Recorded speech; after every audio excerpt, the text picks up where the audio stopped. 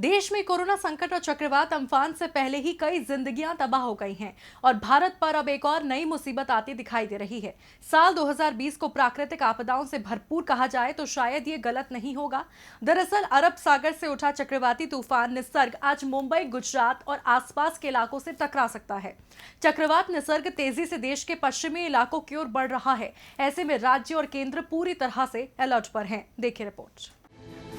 देश में साल 2020 महासंकट बनकर कहर बरपा रहा है। कोरोना वायरस के बीच पहले बंगाल, ओडिशा में अम्फान ने दस्तक दी।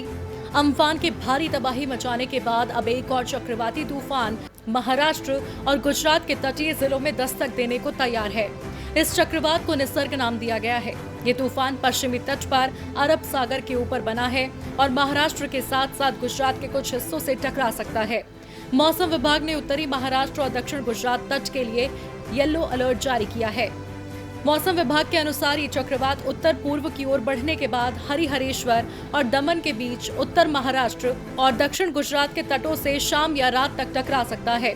हरिहरेश्वर शहर मुंबई और पुणे दोनों से 200 किलोमीटर की दूरी पर और दमन से 360 किलोमीटर की दूरी पर है। मौसम विभाग के मुताबिक जब ये एक भयंकर चक्रवाती तूफान में तब्दील हो जाएगा तो हवा की गति 105 से 115 किलोमीटर प्रति घंटा होगी। इसकी गति सुबह यानी 3 जून को 5:30 बजे 125 किलोमीटर प्रति घंटे तक पहुँच गयी।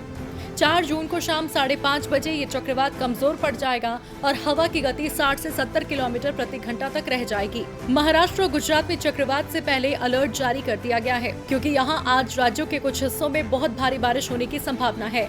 मछुआरों को सलाह दी गई है कि वो अगले कुछ दिनों तक समुद्र में न जाएं।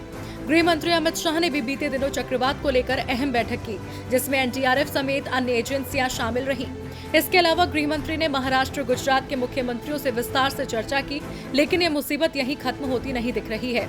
ऐसा इसीलिए क्योंकि इस तूफान का असर कम होगा तो एक और तूफान हिका यहां दस्तक देना शुरू कर देगा। डीबी लाइव की रिपोर्ट।